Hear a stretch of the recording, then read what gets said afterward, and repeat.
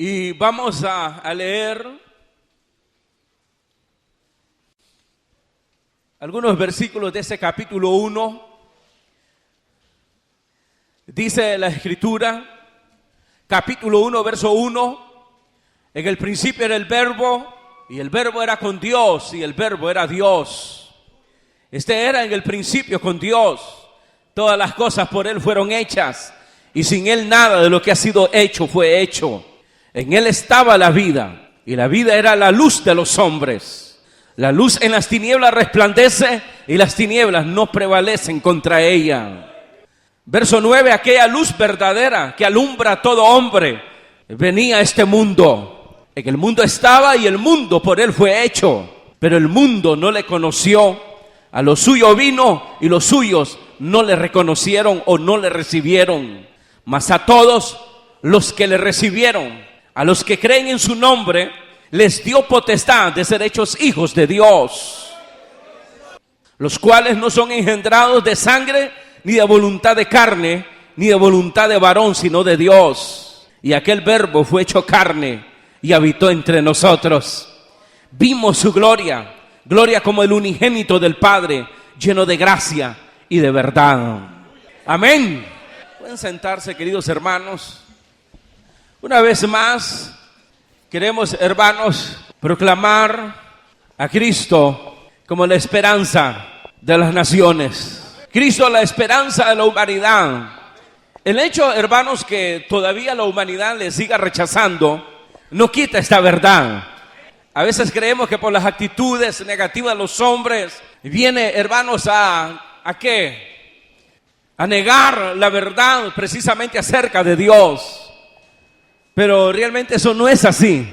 Cristo sigue siendo, es la esperanza de los hombres.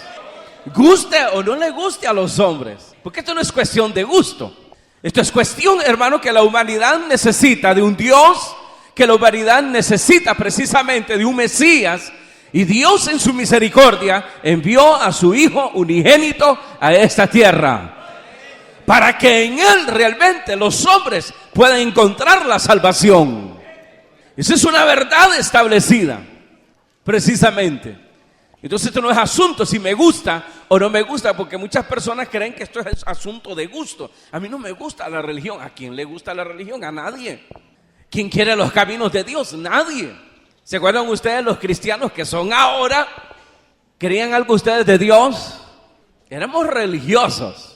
Muchas veces lo hemos dicho, la Biblia lo señala, el hombre por naturaleza es religioso. Creen en alguien, aunque se llamen ateos, pero creen en alguien. Es religioso el hombre. Pero la verdad de las cosas es, hermanos, que Dios es real, como Jesús es real. Y miren, hermano, es muy contradictorio la actitud de la humanidad, porque la humanidad, hermanos, aunque no quiera reconocerlo, pero está llena de deficiencias y de limitaciones. A veces el hombre, por los avances tecnológicos o porque por sí mismo alcanzó algún mérito en la tierra, cree que reina, cree que todo lo puede hacer, pero llega el momento donde precisamente es golpeado por la vida. No importa que sea rico o pobre, no importa que sea poderoso o débil. Imagínese la muerte. ¿Usted cree que la muerte no le llega al rico? ¿O cree que le llega solo al pobre? Ricos y pobres. Y no importa si el pobre lo meten en un saco, en una caja de cartón, y lo entierren a solo 1 metro y después lo sacan y lo quemen. Y no importa si el rico es enterrado en caja de oro, de vidrio.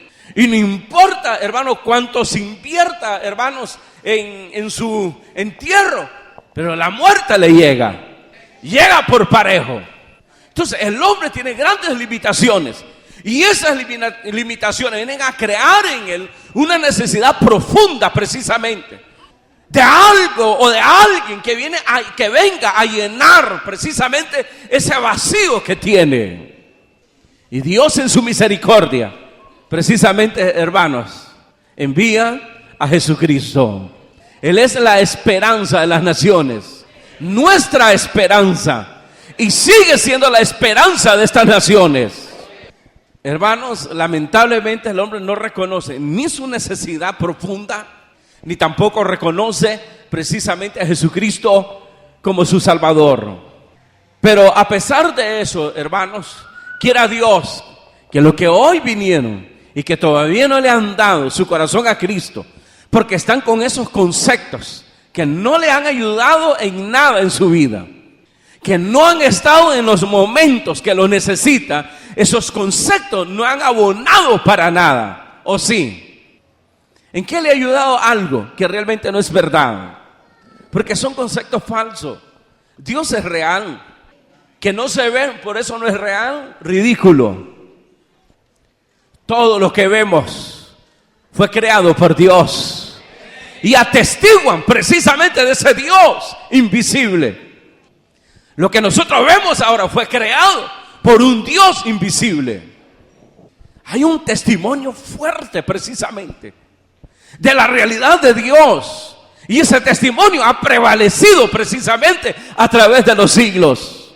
Los hombres pasan, los tiempos pasan, los hombres mueren, Dios permanece para siempre. Y cuando se habla del Hijo de Jesucristo, dice que Él es el mismo de ayer, de hoy y de siempre. Hace 2000 años entregó su vida por nosotros. Él dijo: nadie me lo quita, yo lo pongo. Es decir, que hubo un propósito por el cual Él vino para morir y experimentó precisamente la muerte de los hombres. Su muerte fue muy trágica, dolorosa, pero todo tenía su finalidad, su propósito. Y éramos nosotros esa finalidad. De tal manera que hoy podemos gozar y podemos proclamar esa salvación por la esperanza que Él nos dio en su muerte. Pero sin embargo, al tercer día Él resucitó. Y eso es un testimonio que el hombre no puede borrar en la historia, que es real. La tumba está vacía. No así de los demás, porque Él venció la muerte. Él cumplió el propósito al morir en la cruz para darnos a nosotros la salvación. La salvación consistió en que por medio de su sangre venimos a ser libres del pecado. Vino a quitar la maldición del pecado en nuestras vidas, de tal manera que tenemos esperanza en este siglo y también en el venidero. Nos enfermamos, somos sanados. Tenemos problemas, Él nos ayuda. Tenemos lucha, Él combate por nosotros y nos da la victoria. Esperanza en este siglo, pero también en el venidero, la vida eterna. Así que quiera Dios que hoy tomes la decisión, y una decisión que va a ser la más importante en tu vida, de abrazar precisamente esta oferta que todavía está en pie, la salvación de Dios a través de Jesucristo. Dice el verso 9, hablando de Jesucristo, aquella luz verdadera que alumbra a todo hombre, venía a este mundo. En el mundo estaba y el mundo por Él fue hecho. Cuando yo estaba leyendo esto, hermanos, inmediatamente tuve un panorama. Y Dios puso en mi mente ese panorama de la situación de Israel. 400 años sin escuchar la voz de Dios. 400 años sin haberse levantado un profeta. Es decir que Israel estaba pasando no solo momentos críticos en su vida externa. Acuérdense que estaban sometidos precisamente a un imperio, el romano. Y antes del imperio romano estaban sometidos a un imperio griego. ¿Cómo es? Griego. A los griegos. Y antes de los griegos estaban los medos persas. Y antes de los medos persas estaba el babilónico. Es decir, que Israel y las demás naciones habían estado siendo sometidos durante siglos. Y en momentos así, en que Israel, el pueblo de Dios, estaba precisamente sometido, tenían un templo que fue restaurado, pero ya la gloria de Dios ya no descendía. Ya no había voz de Dios. Y si usted mira lo que encontró Jesucristo cuando caminó precisamente en esas calles, en esas aldeas, en esos pueblos, encontró multitudes con necesidades profundas y de diferentes aspectos o extractos sociales. Usted va a ver ahí que gente pobre, pero también gente poderosa, de la crema nata, no solamente de la nación de Israel, aún de los romanos, del imperio, hermano, romano, llegaban a buscar precisamente la ayuda de Jesús. Centuriones, servidores de César, hombres que tenían en mando comandos, ejércitos poderosos. Acuérdense que en ese momento Roma tenía el ejército más poderoso del mundo. Le temblaban las naciones. Los centuriones eran guías de esos ejércitos. Sin embargo, en sus necesidades profundas, donde César no podía llenar esa necesidad, ese vacío que ellos tenían en su corazón, en su familia, en sus propias vidas, vieron la necesidad de ir a buscar al Señor Jesucristo. Ellos creyeron en la palabra de Jesús. Ellos pudieron ver en Jesús precisamente aquel que podía ser la esperanza de sus vidas. Vemos a aquel centurión reconociendo su autoridad. ¿Se imagina usted, hermano? Un centurión romano era casi un cónsul. Era alguien, hermanos, en el cual se le debía obediencia. Imagínense un hombre así diciéndole a un judío: Señor, ¿me puedes ayudar? Someter su autoridad a la autoridad de un judío era increíble. Por eso la gente se admiraba, personas como estas, que llegaban y se postraban y se humillaban delante de Jesús. Y en ese judío que otros rechazaban y que lo miraban como un blasfemo, era un pobre, acuérdense, era un carpintero. Pero las señales evidenciaban que había sido enviado por Dios. Y ellos lo creían y sometían su autoridad. Un Jairo, hermano, que era el principal de la sinagoga, un hombre, hermano, que tenía poder dentro de la sociedad, tuvo que llegar en momentos donde tenían que postrarse y humillarse delante de ese judío, de ese carpintero, y decirle: Señor, ayúdame. Tengo una necesidad que no la puede cubrir César. Tengo una necesidad que no la puede cubrir mi religión. Tengo una necesidad que no lo puede cubrir mi poder, el poder que yo tengo, la autoridad que yo tengo, el dinero, el tesoro, las posiciones que yo tengo, no lo pueden llenar. ¿Me puedes ayudar tú, Señor? Diga gloria a Dios. Y como el Señor no hace acepción de personas, Él no anda viendo como nosotros muchas veces cometemos ese error, grave error, de reconocer los extractos sociales. Pobres o ricos, los atendía. Estaba siempre en la disposición. Él mismo decía: para esto he venido. ¿Y usted de qué extracto social es para que siga rechazando al Señor Jesucristo? Todos los hombres son gusanos de la tierra, polvo de la tierra, y se creen la divina Garza, la mamá de Tarzán. Ni a Chita, ¿verdad? Ni a Chita llegan. Y creen que no necesitan de Cristo. Y creen que por sí mismos pueden resolver las cosas. Se equivocan. Tenemos el testimonio de gente poderosa que tuvo que humillarse y reconocer sus necesidades y reconocer en Jesús que realmente era la esperanza de sus vidas. Cuando yo leo esto, hermanos, y se me abre ese panorama, vemos a un Cristo que llega en momentos difíciles, pero oportunos. Y así es el Señor. Él es oportuno. Él llega a nuestras vidas cuanto más le necesitamos. Primero nos deja ahí, porque todos antes de venir a los pies de Cristo, eso espero, que hoy ya no, pero antes de ir a los pies de Cristo éramos orgullosos, palmados, porque éramos palmados, pero nos creíamos poderosos. Éramos orgullosos y rechazábamos las cosas de Dios. Yo no estoy loco, ¿se acuerdan que así decíamos? Ahí van los locos. Pablo decía: pues esta es la locura que salva. Esta es la locura que lleva a la vida eterna. Sí. Así que bienvenido a esta locura. Es mejor que la droga, mejor que la cocaína. Es mejor. Diga gloria a Dios, porque esta locura nos salva. Así decía Pablo: locura para los que se pierden, pero para los que se salvan, poder y sabiduría de Dios. Él vino, hermano, cuando el pueblo estaba extraviado y estaba en sus momentos más terribles.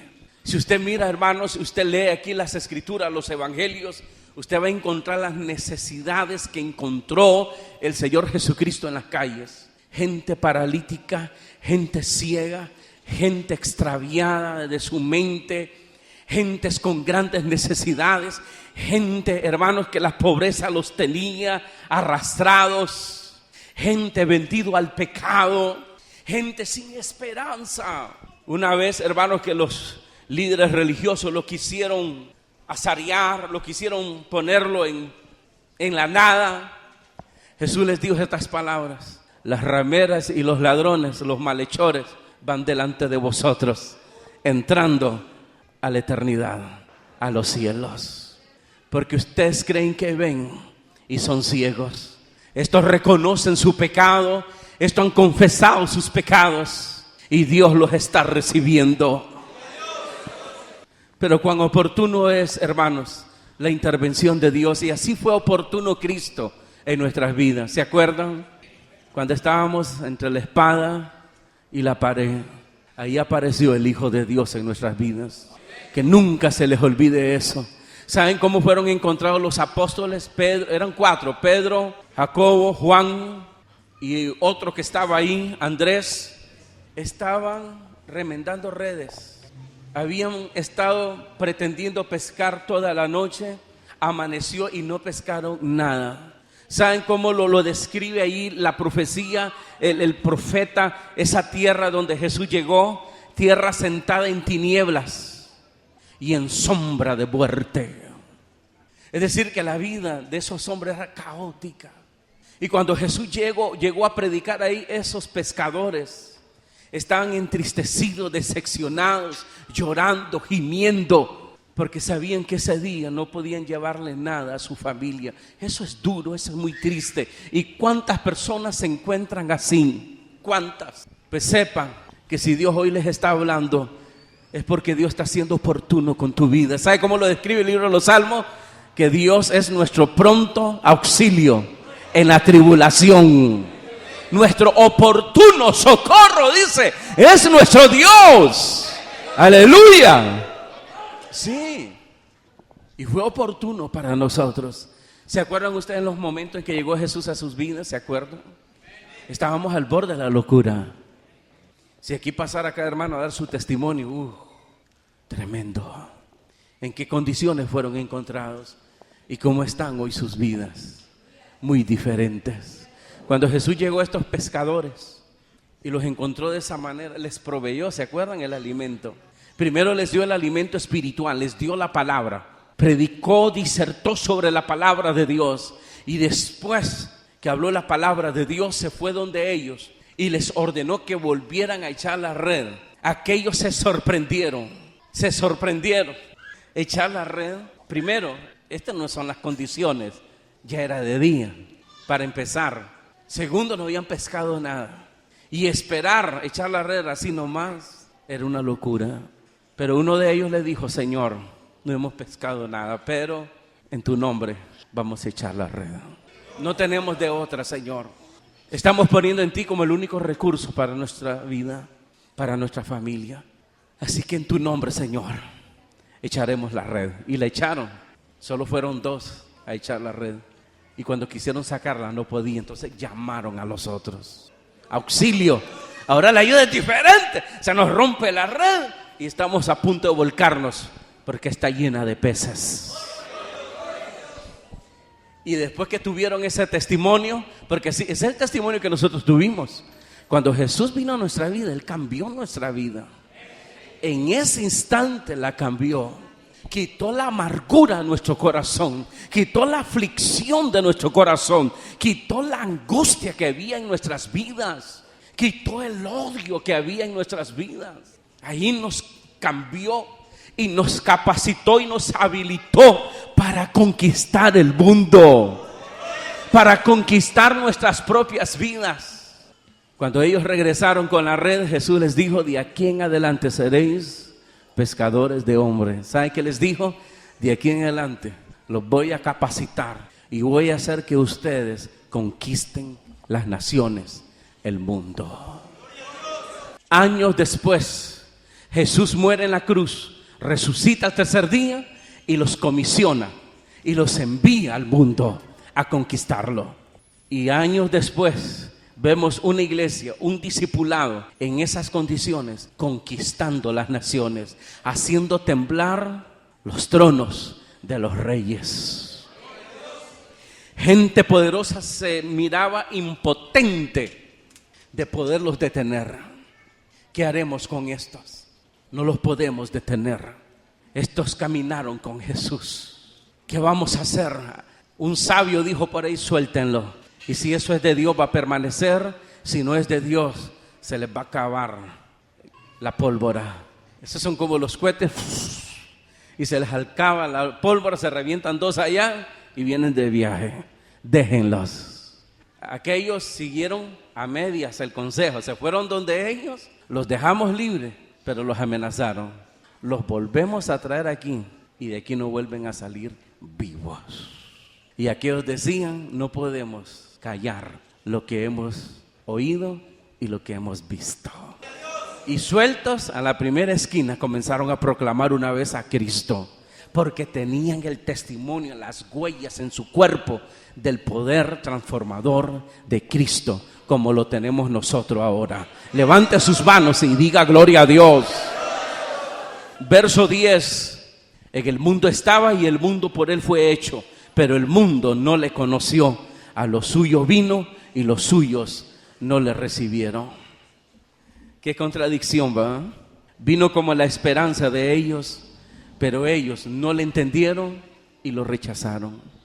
Esa fue la actitud de ellos. ¿Cuál será la actitud, querido amigo y amiga, esta tarde, después de recibir la palabra y de recibir el llamado a aceptar a Cristo? ¿Cuál va a ser tu actitud? La actitud de esto fue rechazarlo. Lo necesitaban como tú lo necesitas. Él no necesita de ti, porque esa es la posición del hombre. Creen que Dios les necesita y se ponen en una posición como que lo rechazan, porque creen ellos que se les está necesitando. Se equivocan. La Biblia proclama y nosotros proclamamos: Dios no necesita de nadie, ni de los ángeles, ni de los arcángeles. A todos los creó por amor, no porque los necesitaba. ¿Cómo va a necesitar de ti, gusano? ¿En qué cabeza te cabe, gusano? Así le dijo Dios a Jacob: gusano Jacob, te equivocas, no te necesito ni necesito a nadie. Te llamé y los crié a todos porque los amo, no porque los necesito. Eras del pueblo más débil. No te llamé porque eres fuerte. No te llamé porque eres un pueblo excelente. Eras lo más bajo que había. Te llamé porque te amé.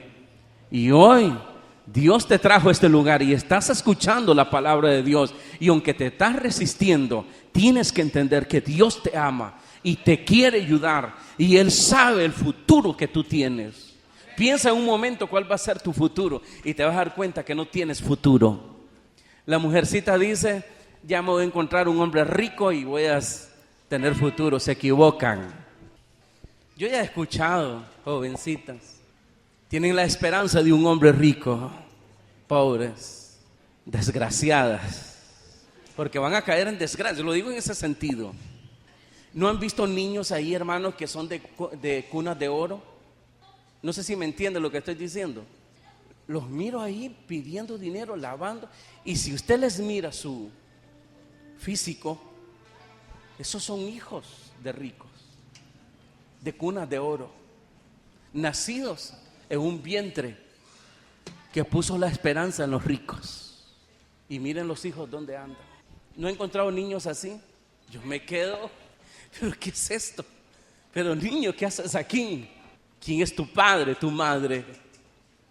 Esa es la verdad de este mundo. Esa es la condición paupérrima de este mundo.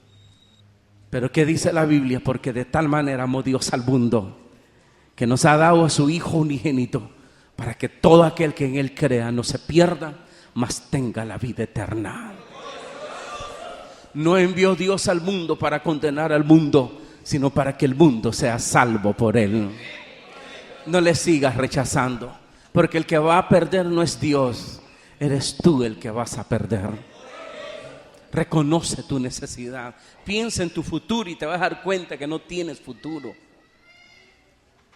Piénsalo por unos momentos, ¿cuál es tu futuro? ¿La cárcel? ¿Cuál es tu futuro? ¿Andar pidiendo? ¿Cuál es tu futuro?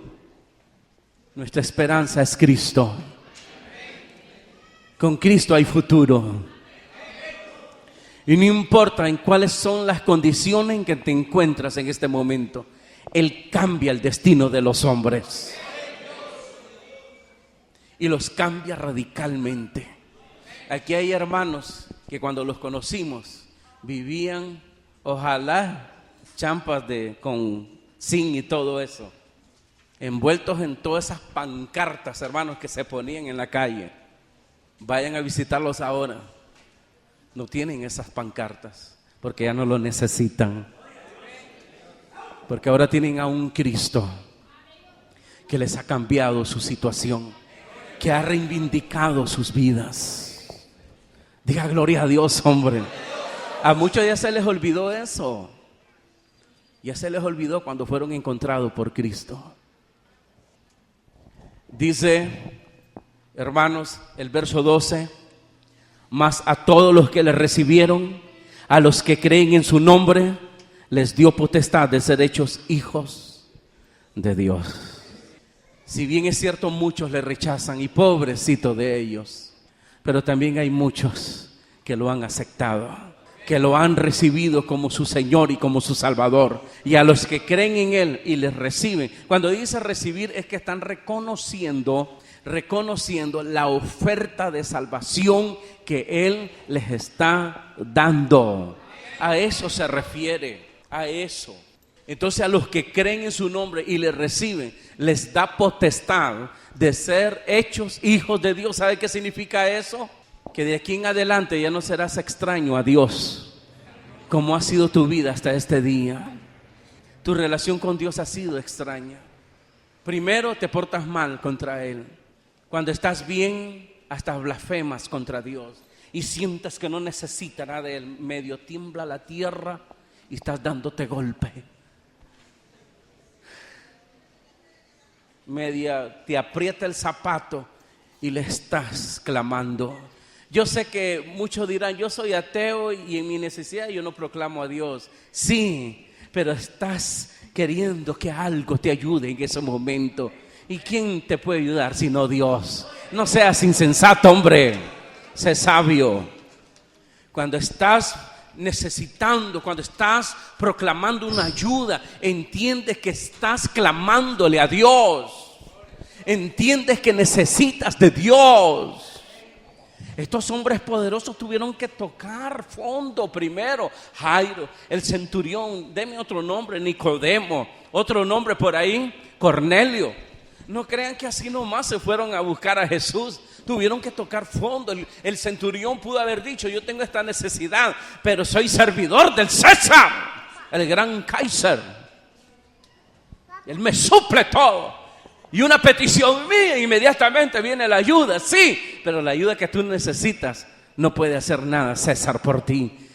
Y comenzaban ellos, y oían por ahí que andaba ahí un Galileo, un nazareno, que andaba un judío que se había levantado como maestro y como profeta. Y después se escuchaba de las grandes sanidades. Después llegaba a los oídos de ellos que un ciego recibía la vista, que el paralítico caminaba, aleluya, y que resucitaba muertos. Y cuando Jesús pasaba cerca de ellos en esas poblaciones, yo solo me imagino en sus mentes, hermano, esta es la oportunidad. Este tipo no va a pasar todos los días por aquí. Solo este día. Y esta es mi oportunidad. Me humillo o se me muere mi hija. Me humillo o se me muere mi siervo que amo. Me humillo o sigo en la desgracia. ¿Sabías que esta puede ser tu última oportunidad? Así la vieron esto. Y no les importaba humillarse. Y no les importaba qué iba a decir su familia, sus vecinos, sus compañeros de sociedad. Y buscaban públicamente a Jesús y se humillaban.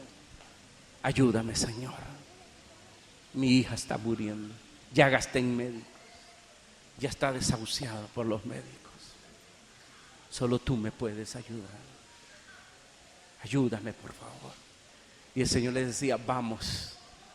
El centurión le decía, no, Señor, he creído tanto en ti que me basta tu palabra. Yo también soy hombre de autoridad. Y yo le digo a este soldado, ve y tiene que ir. Y yo le digo al otro soldado, ven y tiene que venir, porque si no viene sabe lo que le pasa. Soy hombre de autoridad. Y yo estoy poniendo mi autoridad ante tu autoridad, Señor. Solo di la palabra. Esa palabra va a tener poder y autoridad. Y yo sé que mi hija sanará, yo sé que mi siervo sanará, yo sé que se hará el milagro. Si así lo has creído, le decía Jesús, que te sea hecho. He aquí ha sido sanado. Y se iba. Y cuando iban llegando a su casa 2 días, 3 días después, salía la gente a darle la buena noticia. Y yo decía, pero ¿a qué hora sucedió eso? A tales horas, a las 7. Y ellos entendían que a esa misma hora que Jesús les decía que recibieran conforme habían creído y que es un hecho lo que pedían. Entonces ahí, hermanos, tenían la experiencia. Y miren, les voy a decir algo, jamás Jesús va a defraudar a una persona. Dice la Escritura que la persona que cree en Jesús jamás va a ser defraudada. Jamás. ¿Lo creen? Hubieron muchos que le rechazaron, hubieron muchos que le aceptaron. ¿De cuál grupo eres tú? Gusano de la tierra, polvo de la tierra. Cierra tus ojos, por favor. Jesús es la esperanza de las naciones. ¿Seguirás con tu soberbia? Que te vaya bien. ¿O te vas a humillar ahora?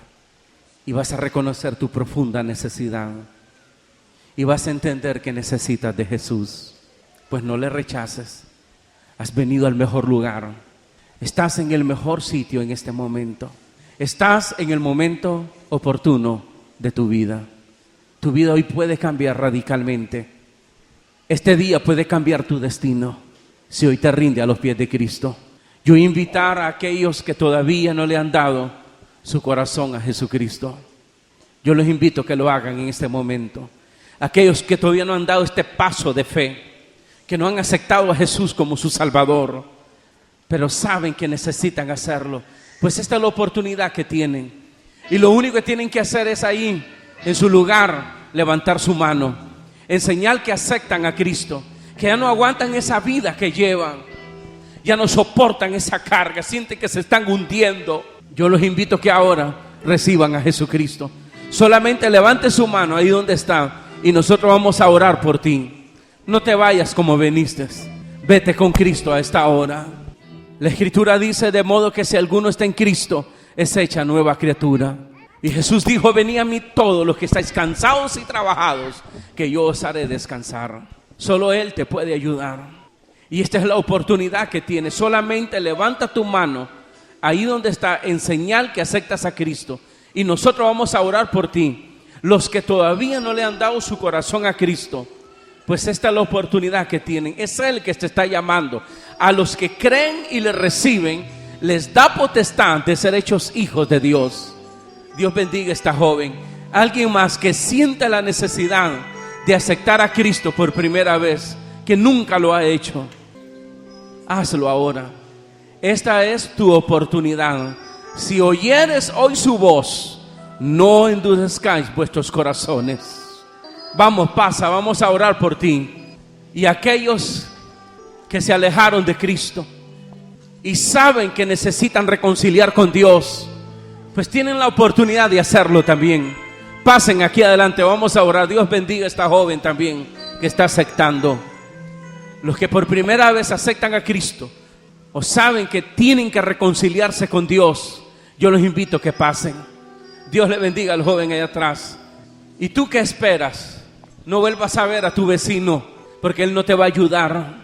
No le tengas miedo a tu amigo, tenle miedo a Dios. Dios le bendiga, hermana diaconisa, rápido. Alguien más que siente la necesidad, pasa, vamos a orar, hermano diácono. Alguien más que siente la necesidad de aceptar por primera vez o reconciliar. Yo voy a finalizar el llamado. Una persona más. Dios le bendiga, hermano. Los oyentes de la radio, ahí ríndanse a Jesús, hombre. Vamos a orar y después nos llama al teléfono que se da ahí. Los que van a aceptar a Cristo, los que van a reconciliarse, lo pueden hacer en este momento, aún ahí a través de la radio. Vamos a orar, pueden seguir pasando, vamos a orar. Padre que estás en los cielos, Señor, gracias. Gracias, Señor, has sido tan bueno con nuestras vidas. Gracias porque nos miras con amor. Es la única explicación, el por qué somos salvos y el por qué todavía tenemos esperanza. Gracias por amarnos. Gracias por ser benigno con nuestras vidas. Mira tu pueblo, Señor. Despierta a tu pueblo y que proclame, Señor, esta salvación a las naciones, a los pueblos.